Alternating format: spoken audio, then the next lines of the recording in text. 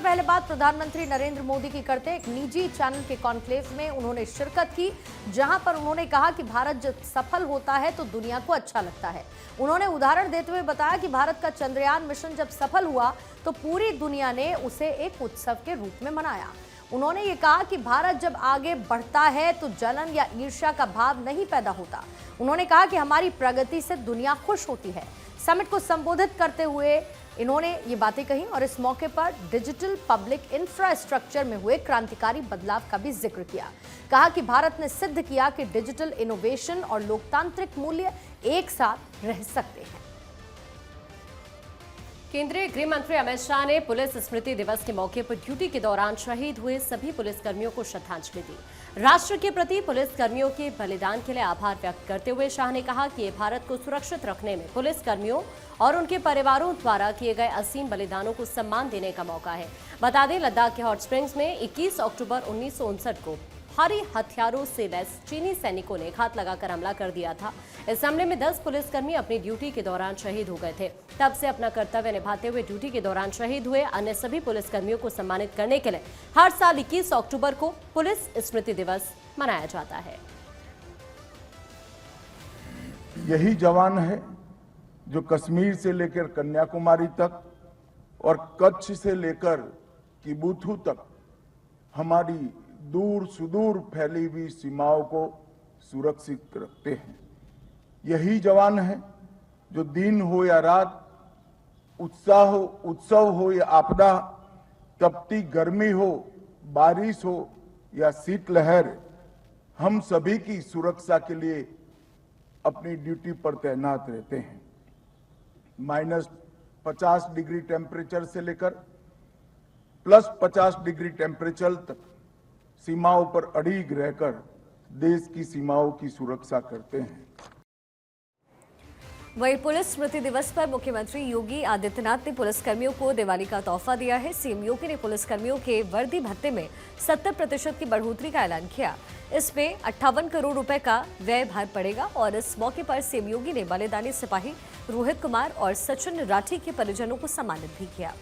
दरअसल सीएम योगी ने Lucknow police line में बलिदानी पुलिसकर्मियों को श्रद्धांजलि अर्पित की और इस दौरान उन्होंने पुलिस विभाग के नए बहुमंजिला आवासीय भवनों की लिफ्ट और अन्य रखरखाव के लिए 1380 करोड़ रुपए के फंड की घोषणा भी की है। साथ ही बैरकों में रहने वाले पुलिसकर्मियों के आवासीय भत्ते के लिए 47 करोड़ रुपए देने की घोषणा भी की।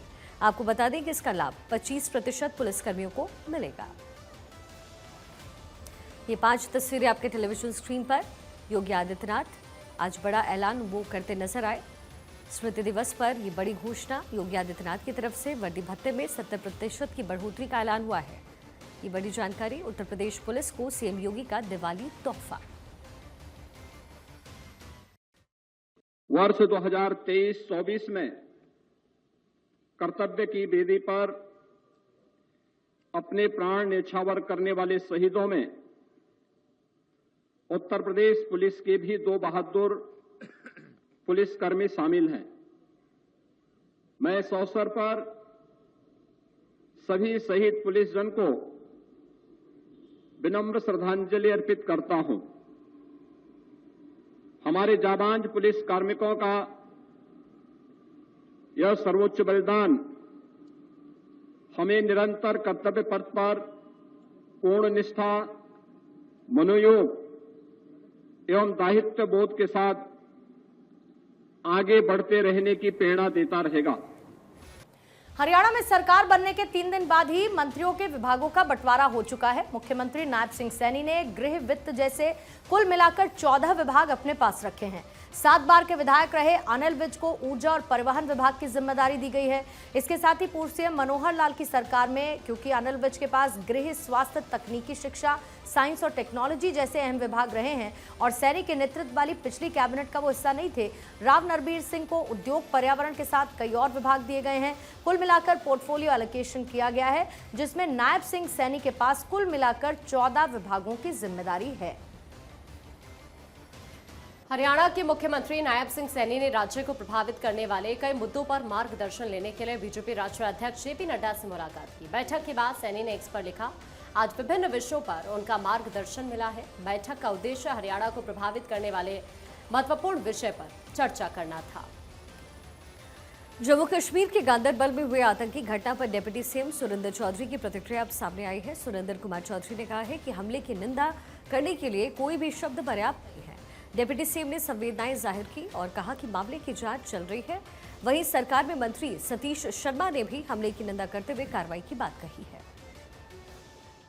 देखिए, मैं जहां तक ताल्लुक है इस हादसे की, इसको जितने भी कड़े लफ्जों में इसको कंडेम किया जाए वो काम है।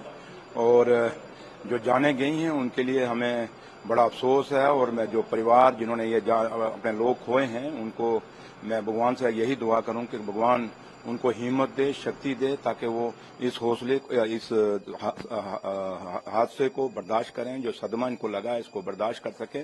बाकी यह है कि जहां तक ताल्लुक है हालात तो सुधारने पड़ेंगे और सुधरेंगे। देखो, हम तो सबसे पहले कड़ी निंदा करेंगे और उनके परिवार के साथ हमारा पूरा वी शेयर देयर ग्रीफ। और दिस वाज समवेयर एक्सपेक्टेड। जितनी बेहतरीन चुनाव हुआ है और जितने अच्छे तरीके से कश्मीर के लोगों ने उमर साहब को मैंडेट दिया है, कुछ ताकतें हैं उसमें विदेशी भी हो सकती हैं, बाकी भी हो सकते हैं जो नहीं चाहते कि यहाँ पर शांत। जिस कंपनी का काम चल रहा था उस कंपनी ने भी 15 लाख रुपए की आर्थिक मदद दी है। एसआरई में भी 6 लाख रुपए हर परिजन को दिया जा रहा है। और भी SRO 43 में जो जम्मू कश्मीर के निवासी हैं उनके लिए नौकरी का प्रबंध कैसे होगा ये जल्द देखा जाएगा। लगता है चुनाव में जिस तरीके से मुक्की खाई है पाकिस्तान ने, उसी की बौखलाहट जो है वो कहीं ना कहीं देखने को मिल रही है। स्वाभाविक रूप से पड़ोसी के पेट में दर्द ज़्यादा है, इस तरह की कोशिशें करेगा, लेकिन उसका मुंह तोड़ जवाब दिया जाएगा।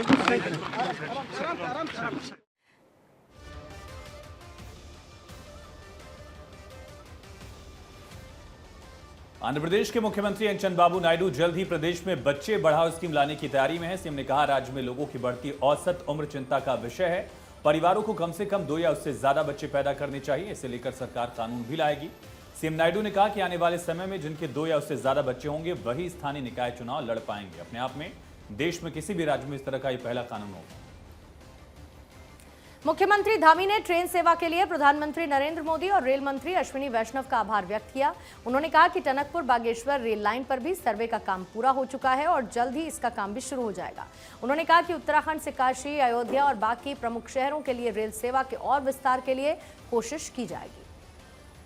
आप सभी को आज इस अवसर पर जब हमारे नीम करोली बाबा के आशीर्वाद से आज लाल कुआं से बांद्रा ट्रेन का संचालन का जो स्वप्न था, हम लोगों की बहुत लंबे समय से जो मांग थी वो मांग पूरी हुई है।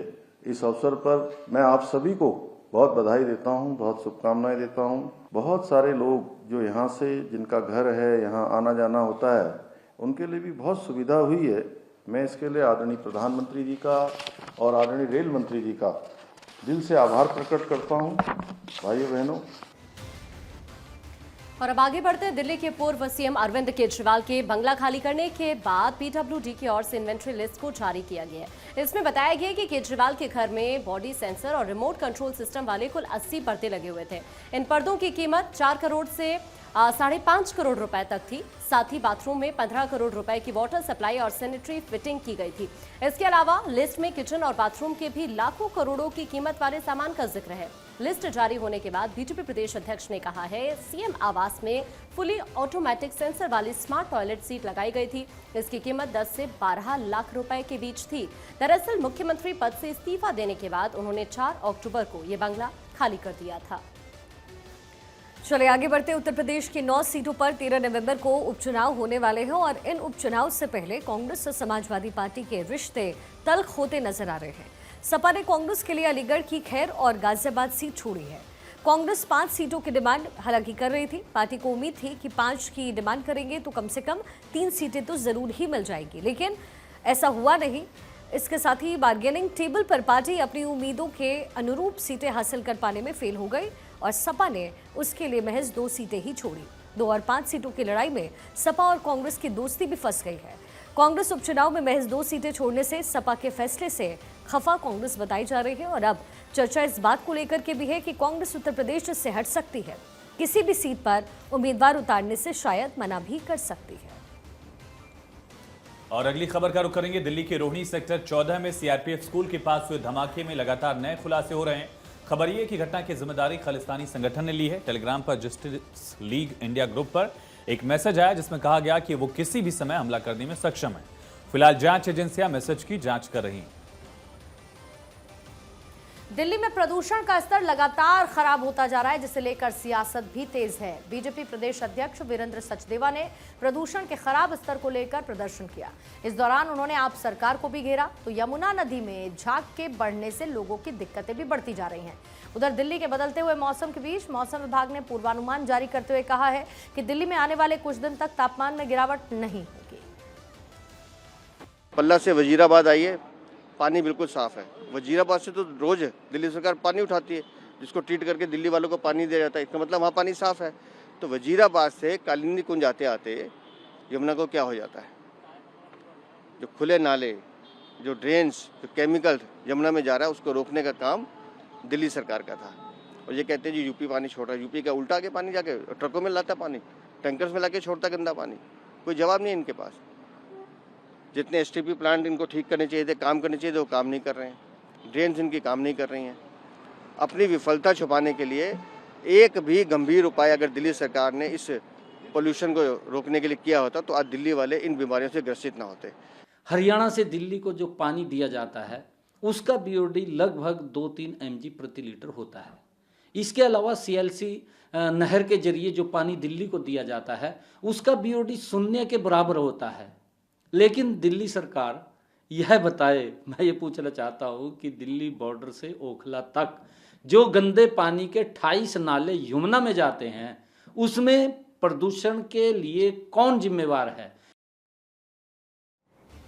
और अब खबर है गौतम बुद्ध नगर से, जहां के नोएडा सेक्टर 36 में एक निर्माणाधीन इमारत की शटरिंग गिरने से 4 मजदूर घायल हो गए। घायलों को अस्पताल ले जाया गया। घायल मजदूरों की हालत स्थिर है और वो अब खतरे से बाहर बताए जा रहे हैं।